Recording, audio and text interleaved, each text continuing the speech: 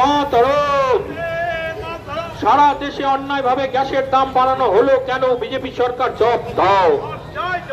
লড়াই লড়াই লড়াই চাই, লড়াই লড়াই লড়াই চাই। এই লড়াইয়ের নেতা কে?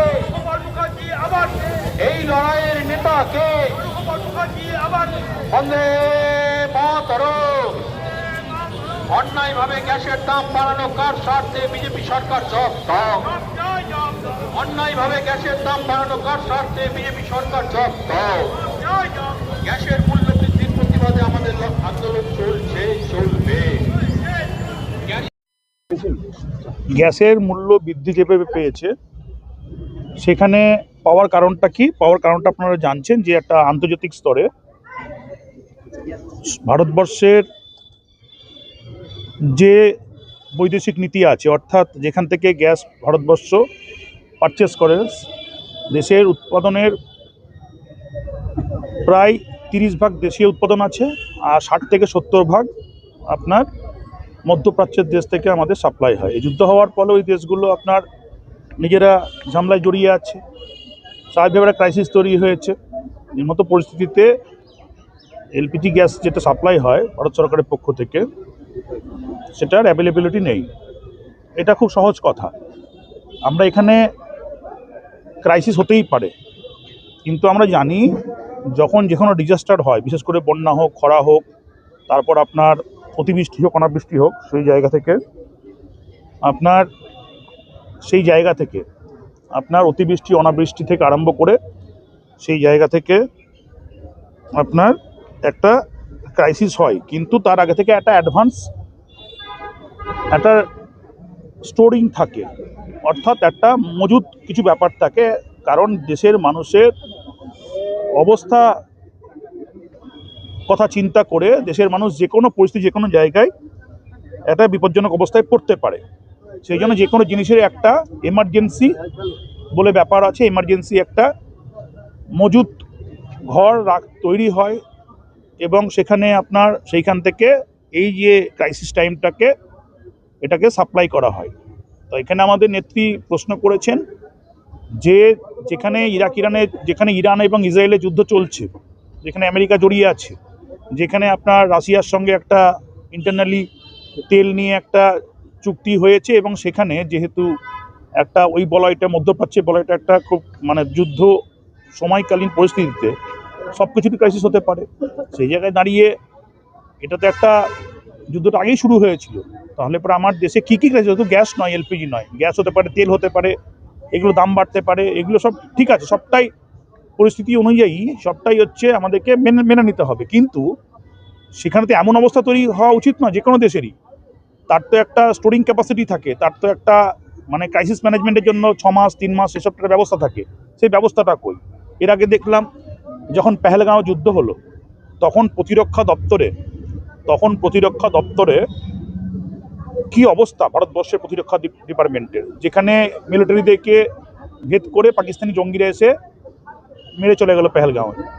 উল্টো দিক থেকে যখন আক্রমণ হলো ভারত সরকারের পক্ষ থেকে, তখনও দেখলাম যে পাকিস্তান যে ড্রোনগুলো ইউজ করলো, ভারতের যে পরিকাঠামো, ভারতের যে উইপেন্স, সেগুলো খুব একটা বেশি ওখানে কার্যকরী হলো না।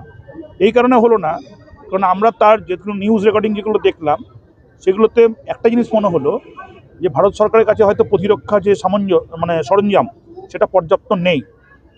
তো বিজেপি সরকার আমাদেরকে তাহলে কী দেবে? ক্রাইসিস ম্যানেজমেন্ট করতে পারবে না, প্রতিরক্ষায় আমাদেরকে রক্ষা করতে পারবে না, তারপর হচ্ছে অন্তর্দেশীয় ব্যবস্থায় আমাদেরকে ঠিকভাবে রুজি রুটি দিতে পারবে না। এই গভর্নমেন্টের তো কোনো প্ল্যানিং নেই, শুধু হচ্ছে ঘুরে বেড়ানো ছাড়া, ফানুস হয়ে ঘুরে বেড়ানো ছাড়া। সুপারফিশিয়াল একটা গভর্নমেন্ট, যেখানে মোদিজি কোট টাই প্যান্ট পরে ঘুরে বেড়াচ্ছে এবং সেখানে দেশ বিদেশ ভ্রমণ করে বেড়াচ্ছে কোটি কোটি টাকা খরচা করে। আলটিমেটলি তার কোনো এফেক্টিভ রেজাল্ট নেই। এই জন্য আমাদের আজকে এলপিজি গ্যাস দিয়ে সেটা প্রমাণিত হচ্ছে। সেখানে আমরা করেছি আজকে এইখানটায় প্রতিবাদে মিছিল। আচ্ছা, আর একটা জিনিস হচ্ছে, একটু কালকে কাজ করে গিয়ে মিউনিসিপ্যালিটি অন্যায় করেছে।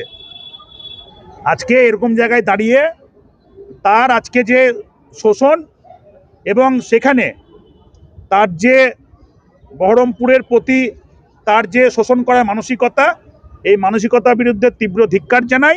আমার বরাবরই অধীর চৌধুরীর মানসিকতার বিরুদ্ধে আমার প্রতিবাদ ছিল, আজ থেকে না, দীর্ঘদিন থেকে।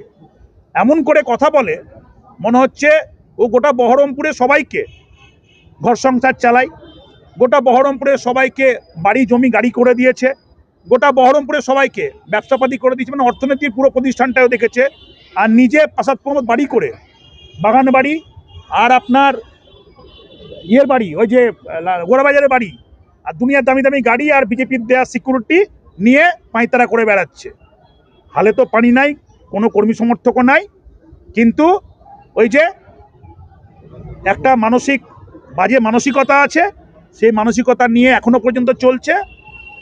আর তিনি বলছেন যে শাশুড়ি কি জয় হো, তাহলে অতসী চ্যাটার্জি যদি কথা বলি তাহলে আমি বলবো যে পরকীয়া কি জয় হো, বান্ধবী কি জয় হো। 11 সালে অধীর চৌধুরীর স্ত্রী ছিলেন অর্পিতা চৌধুরী।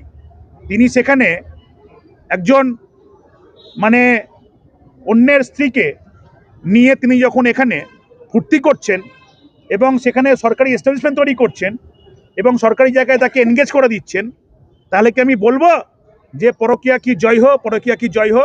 তাহলে এটা কি সমাজ? অধীর চৌধুরী যে নোংরামোগুলো করেছে, বহরমপুরে দাঁড়িয়ে যেখানে তার স্ত্রী থাকতে তিনি তার মন মতো, তিনি একটা পার্লামেন্ট আইনসভার সদস্য, তিনি অন্যের স্ত্রীকে নিয়ে যে অসভ্যতম করেছে, যেভাবে গোটা সমাজের কাছে একটা কলঙ্ক দৃষ্টান্ত করেছে, তাকে ধিক্কার জানাই। এবং সেখানে তার কাছ থেকে নীতি নৈতিকতা দুর্নীতি মানে কথা শিখবো না। তার কাছে মানুষের কিভাবে চরিত্র গঠন হয় সেটাও শিখবো না। আগে নিজে ঠিক হোক, তারপর লোকে জ্ঞান দেবে। সেই জন্য এই কথাগুলো বলতে বাধ্য হলাম, কারণ এমন করে বুক বাজিয়ে কথাগুলো বলছে, মনে হচ্ছে সবাই দোষী, সবাই ওর মুখাপেক্ষী, সবাই ওর হচ্ছে মানে এখানে চোর বাটপার, আর ও হচ্ছে সাধু, এমন হচ্ছে এক কথাগুলো তিনি এস্টাবলিশ করছেন। সেই জন্য ওকে বলে দিচ্ছি, ওর যা ডকুমেন্ট আছে আমার কাছে, ও পারলে আমার বিরুদ্ধে কোর্ট কেস করুক, ও আমার বিরুদ্ধে মানহানি মামলা করুক। আর ও যে কালকে আমাকে কোর্ট আনকোট করে বলেছে, সেখানে যার সঙ্গে মিউনিসিপ্যালিটির সম্পর্কই নাই, যার সঙ্গে আমার পরিবারের সম্পর্কই নাই, যেখানে আমার ফার্ম 2025 সালে বিক্রি হয়ে গেছে, সেখানে দাঁড়িয়ে ওই অভিযোগগুলো করে এখানে আপনার বাজার গরম করছে। আর তার সঙ্গে সঙ্গে মিউনিসিপ্যালিটির যে একাধিক কাজ চলছে, মানুষকে ছোট করছে, বেকার ছেলেদেরকে লাঞ্ছিত করছে ভুকমারি বলে, আর মানুষের কাজের দরকার নেই বলে যেখানে মানুষকে এখানে তাকে কোট আনকোট মানুষের কাজকে ইগনোর করছে, মানুষের কাজকে তাকে মানে দাবিকে মান্যতা দিচ্ছে না, তার বিরুদ্ধে আমার এরকম বক্তব্যই থাকবে। আগামী দিনে সে যদি আরও বলে, আরও আমার কাছে ডকুমেন্ট আছে, আরও তথ্য আছে, আরও ভয়ঙ্কর তথ্য আছে, যেগুলো যদি বার করি তাহলে পরে ওর রাস্তাঘাটে চলা মুশকিল হয়ে যাবে।